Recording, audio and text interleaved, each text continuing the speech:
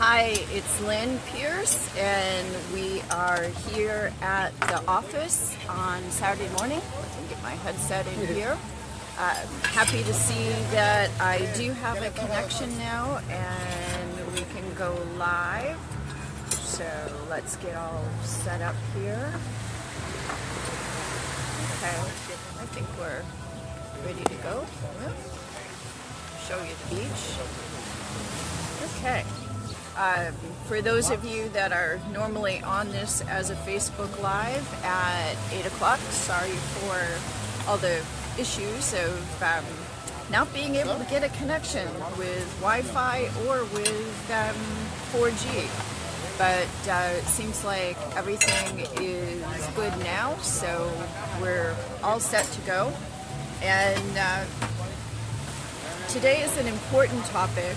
In fact, this is going to be our topic for the next 2 weeks on Saturday morning, and that is breast cancer, the whole story from prevention, during, and after. My story and all the things that I've learned over the last now 18 years since I was diagnosed with breast cancer. This is my breast cancer month, so also my birthday month. The way it happened for me was shortly after my birthday, so every year at my birthday it reminds me that it's been another year since I had breast cancer. Thanks for the hearts. I can't see who's here giving them to me, but I just saw it go by, so thank you for that. Appreciate everybody that's here live when we do this. A couple things I wanted to talk about right off the bat is when I started thinking about this last night. And I've already posted, which I don't normally do, but for this topic I wanted to make some notes and give you a place to go for all the reference articles. Hi, Dr. Kaslow, nice to have you here. Glad you like my haircut.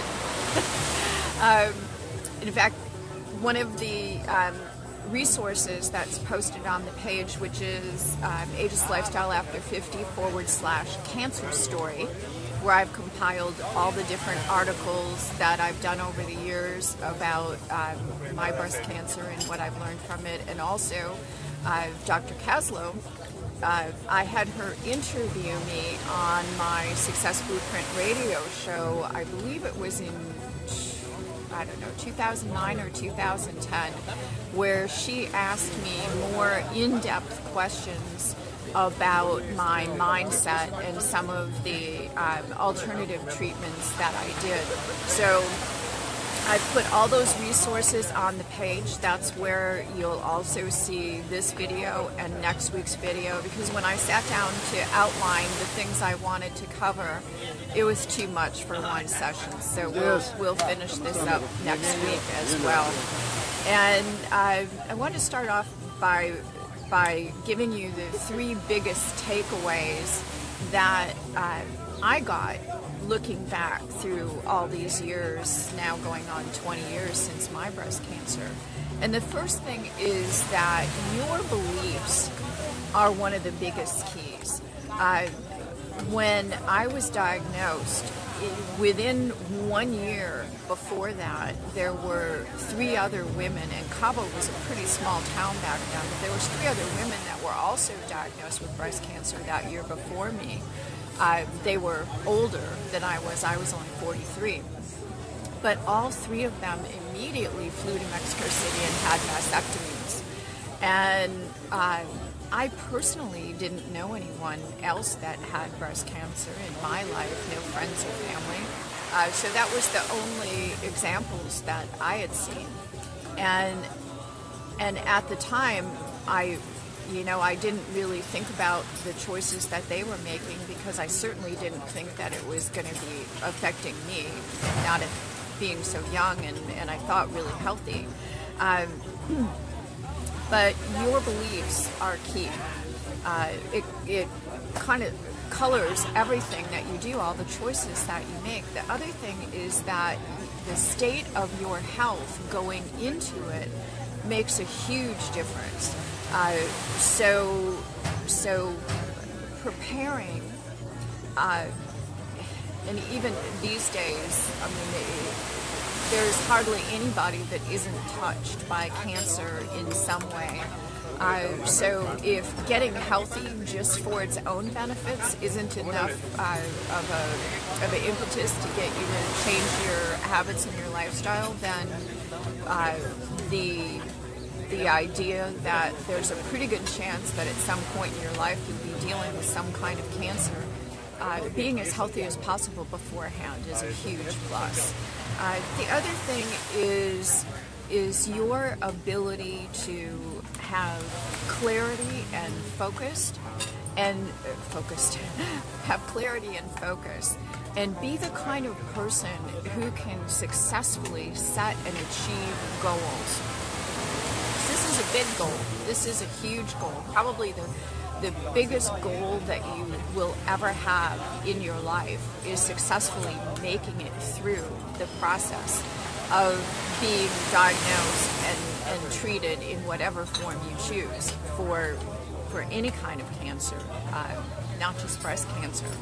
So the practice you have of successfly setting and achieving goals, if that's just a part of your being, then that's a big plus in just going on autopilot when you get that diagnosis, because the diagnosis itself will shake you to your foundation. So the more in alignment your beliefs are, your health, your attitude, focus, clarity, your ability to be a good goal setter, then you just hit the ground running after that diagnosis. If you don't already have those things in place, then it's much more likely that you will flounder and be susceptible to not knowing what choices to make or what decisions to make, and that's the last thing you want at that point. You want to be clear-headed. For me,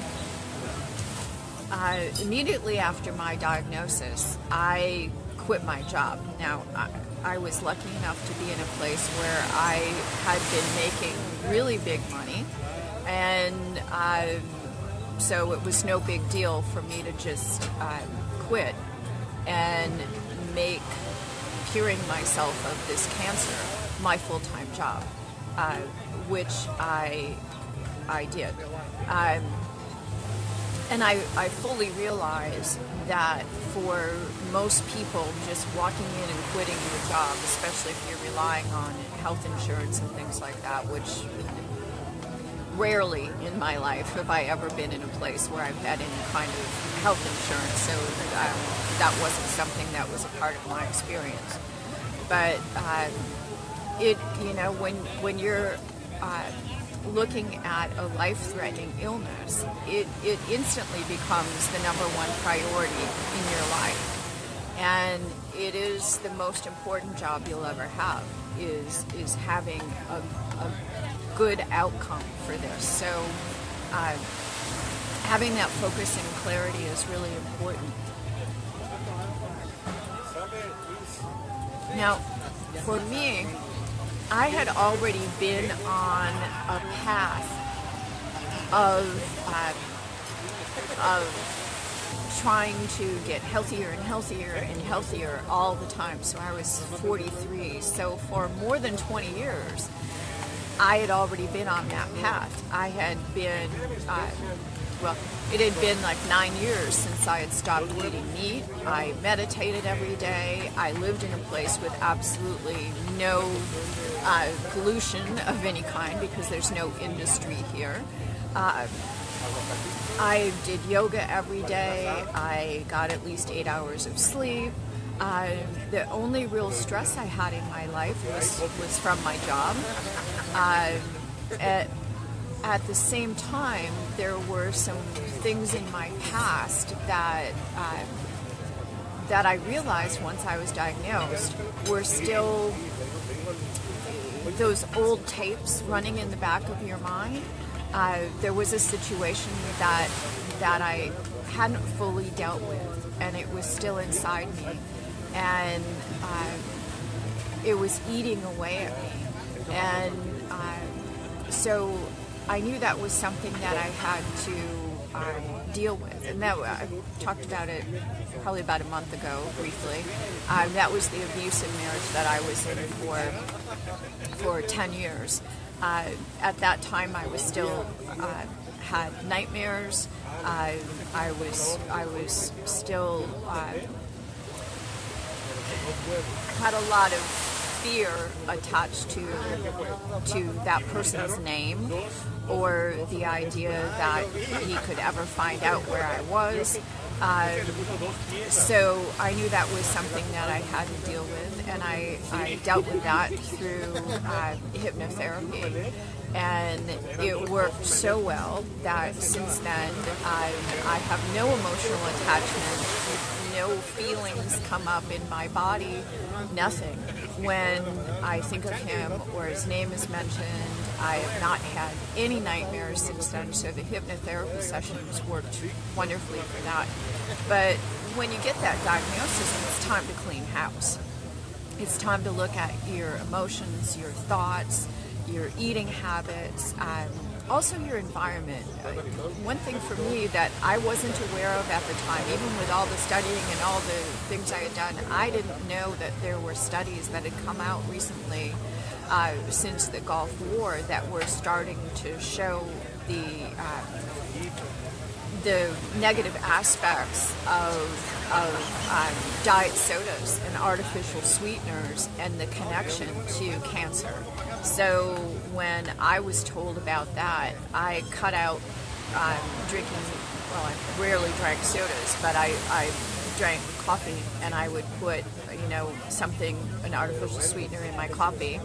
I drank a lot of iced tea, and I put artificial sweeteners in that. So when I heard about that, I cold turkey never again had artificial sweeteners in anything. I started looking more carefully for what chemicals and contaminants were in my environment that I could get rid of. And that's huge, to clean out not only chemicals out of the food you eat by stop eating processed foods and things like that, but also the formaldehyde that's in so many of our personal care products that come in through our skin and our scalp. And even there's formaldehyde in nail polish. In fact, I just ordered some, what I'm going to call healthier nail polish that doesn't have formaldehyde, and it doesn't have a lot of other chemicals in it. And it's actually less expensive than the big brand names, and not near as expensive as the healthier brands that I've looked at before. And if you'd like to know any of the non-toxic things that I use for personal care items, or also getting chemicals out of your cleaning products in your home, non-toxic cleaning products that are so safe they don't even require child-proof caps, which they do on almost everything in the US and Canada. And I can also get those products here in Mexico. So if you want to know about any of that stuff, just PM me. But that was huge for me, was looking more deeply into how the things that I was putting in my home or in my body, in my mind, were contributing to the breast cancer. The other thing is that the type of treatment is very individual. Your belief system will have a lot to do with the choice you make for the treatment that you choose. So, I don't judge anyone for the choices that they make. When I made my choice, especially how long ago I made it in 1999, I didn't talk about the alternative methods that I did, kind of instinctually, and some at the suggestion of friends that were healers. but I didn't talk about it to anybody for years, because I just thought it'll sound too crazy if I tell people this kind of stuff. Nobody was talking about it. There were no even alternative doctors that I knew of that were talking about it. So I just kept it quiet. The first article I ever wrote about my breast cancer was in 2008. And it wasn't until Dr. K interviewed me on my radio show, which I believe in that radio show I do talk more about the particulars of a lot of the things that I did. But it's completely a personal choice. The most important thing is to be proactive and take steps that are in alignment with your belief system, and creating healthy, empowering beliefs ahead of time is one of the biggest things that you can do for yourself. And again, it all goes back to the same thing. Having your personal manifesto, having those value statements that tell you who you are, what you believe in, what you stand for, sets the tone for your whole life and business, everything you do. And then doing the lessons in Change One Thing, Change Your Life to clarify what your beliefs are about everything in your life, the way you look at everything, and then being practiced at setting and achieving goals with the Ageless Lifestyle goal setting and achieving system. It all plays a part in you being ready to hit the ground and running when you have that diagnosis, because when you're diagnosed, there are a lot of decisions that have to be made very quickly, and you want to be in a place to make those. So, let's see, I made a note here of what I want to talk to you about. Okay, so what led to my mammogram, like I mentioned, it was shortly after my 43rd, I forgot how old I was, 43rd birthday. And a couple people had mentioned to me that I should get a baseline mammogram, and I thought, that's ridiculous. You don't have to do that until you're 50. It's a long time until I'm 50. And then one night, I was out to dinner with my husband and a couple that were new clients of his. And this guy who had never met me before, at one point at dinner, leaned over and said to me, you know, you really should get a mammogram. I don't know how my husband had brought it up in conversation, but he had. And for this stranger and a man to tell a woman he had never met before that you should get a mammogram, I'm like, okay, I get it, I'm listening, I'll make the appointment. I pay attention to these signs. So I made an appointment and did that. Not expecting anything at all. In fact, I made the appointment for the end of the day so that I could take my husband with me, and then we would just go to dinner right from the doctor's appointment. Little did I know that I was going to be there for a long time, because they kept doing, this smashing thing. And I don't even know what they call that mammogram machine where they just keep smashing your breast.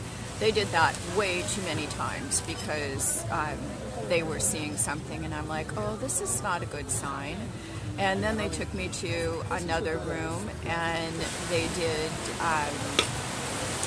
ultrasound, and then I could see it. And the women that were doing all this really didn't speak much English, so I understood pretty well what they were saying in Spanish. But the one thing they said is, oh, this is very bad. And I'm like, okay, if I was in the States, my doctor would not be sitting there saying, oh, this is very bad. And I'm like, yeah, I can kind of see that on the screen. And so as I was in there getting dressed, I'm thinking, my husband is right on the other side of this door in the waiting room. What am I going to say to him? Because the first thing was, I don't want to freak him out. I want him to stay calm. And so I was kind of thinking about that when I got dressed, and I didn't say anything until we got out the door and got out into the light of day. And it was one of those things where it's like in The Wizard of Oz, and when you open the door and now you're in Oz, you're not in Kansas anymore. It's like I went into that building as one person. I came out of that building in a completely different space. It's like my life changed in that building. And when I opened up that door, I had some big decisions to make. I walked outside, and in the middle of the road, I stopped and told my husband. And I said, I'm pretty sure they're right, but I also don't think that this is the end for me. I think this is a wake-up call.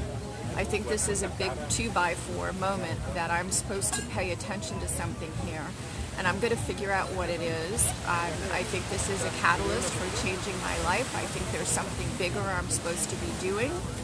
And at the time, I thought I was going to be in Cabo the rest of my life. I had lots of property. I had just designed a house that we were going to start building. I said, I think it's time to leave here. And all of that, literally, in one big sentence in the middle of the road as I walked out of that building. So the clarity that you have in an instant of reassessing your priorities when you get that diagnosis is huge. And if your belief system is already set and you're clear, and you're the kind of person, like I said, that's a practice goal setter, then you're just like, okay, what's my next action step? What do I need to do now? And that was the mindset that I was in. Now, I have to tell you that I feel sorry for our waiter at dinner that night, because I think I was pretty spaced out. It was so surreal that even when I woke up the next morning, I was thinking, did this really happen? Is this really going on? And I'm like, yeah, it is. And so it was strange. But I immediately, back then we didn't have a computer or internet, we didn't even have landlines. So I had a massive library of mind-body connection books, health and wellness books, besides all my self-help books and sales books and things. So I was lucky I had that library. So I went and I started pulling books off the shelf. And I pulled one off the shelf, and it said, yes, you can cure yourself of many kinds of cancer. This doesn't seem to work with breast cancer, is the abbreviated version of what I read in the first book. So I closed that book and I go, okay, next book. And I pulled something else off the shelf, and you know, I just kept going until I found something that would give me some of those first steps to take. And as I've mentioned several times, I'm a student of A Course in Miracles, and I had been for about 5 years at that point. And you know, my personal growth path was already like 25 years at that point. So I had a huge base to draw from of having the belief system that any disease comes from dis-ease in your mind that creates dis-ease in your body. So that's how I dealt with it. I took it on as a personal thing, that I created this somehow with my thoughts or with things I was putting in my body, in my environment, and I will get rid of it. And that's why I immediately went and quit my job, which everyone thought I was crazy. They thought I was just, you know, freaking out, which I wasn't. And I was very clear about it. They said, take as much time as you want, your job will still be here. And I'm like, no, seriously, I'm done. I'm done. And when this is all over, we're going to sell everything and we're moving back to the States. I'm just done. And I was very clear that was it. I didn't know what I was going to do when I went back to the States, but I knew that it was time for a major shift in my life, a major up-leveling, and dealing with this breast cancer diagnosis was just a wake-up call, and that was my first assignment.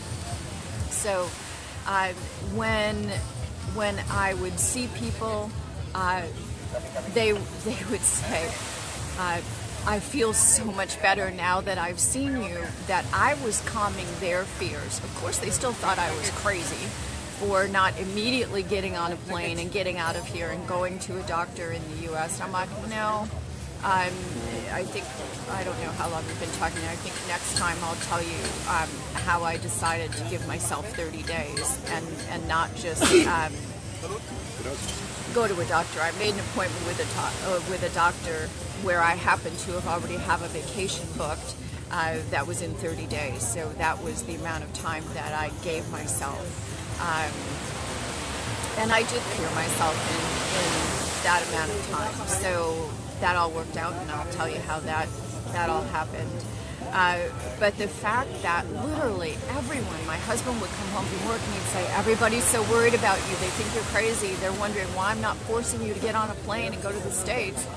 And so I was the one that was making everybody else feel comfortable, because I changed my diet even more than I already had. All the self-care that I was doing, and the fact that I quit my job, which was the major stressor that I had, I literally felt better than ever. I was so healthy. I was practicing such great health care that, except for the stress of dealing with the diagnosis and the steps I was taking to get rid of it, the rest of it, I felt great. And when people saw me, they said, "Oh, you look so good. We feel so much better now." And I wasn't affected by everyone's fears because my beliefs were so strong. And you need that conviction and alignment within yourself. That will help you go a long way. And that all comes from the place that I was in before that, because I had been on this path for so long that the breast cancer itself, can't really say it was a little blip, because it was major. And I gave myself 30 days to get rid of it. I also immediately went to the iridologist that was my primary care physician at the time, and I said, listen, this is the diagnosis. I don't think I'm going to need surgery, but if it ends up that in the 30 days I haven't been able to get rid of this, and when I go up there I need surgery, I need you to help me do everything possible to get my body in a place where I am most prepared for the surgery and also for the quickest recovery after. So we changed my diet even more, went on more herbs and vitamins, and got a whole list of things that I had. So those were choices that I made. I did every alternative thing you can think of. I think some of those are outlined in the resources that are on agelesslifestyleafter50.com/cancer story. If they're not, and you want some more specific information, then comment on the blog or on Facebook or PM me, and I'll either answer you directly or I'll make note of it to bring it up next week, or point you in the direction of where those resources are, because now there are a lot more mainstream alternative therapies that were just looked at as craziness back when I did them. So next week we will talk about the changes that I made so that I can focus on healing the emotions and let the physical body repair itself. The doctor I chose and why, what happened afterwards, the changes in lifestyle and habits, and getting rid of all those chemicals in your life. I think that's one of the biggest things ever. And like I said, if you want to know more about how I've gotten the chemicals out of personal care items, out of chemicals out of the cleaning products that I use, I mean, there are so many dangerous chemicals that we really don't have to deal with. And I know a lot of my friends here in Mexico are watching these Facebook Lives, and I want you to know that all the products I use, I get directly in Mexico. They don't have to be shipped from the U.S., so it's available here as well as the U.S. and Canada and a whole lot of other places. So I hope this was helpful. Definitely go to the webpage and look at some of the resources there, and we'll finish up next week. I appreciate you watching and being with me. Thank you so much. This is Lynn Pierce from the Office Restaurant on Medano Beach in Cabo San Lucas saying bye for now.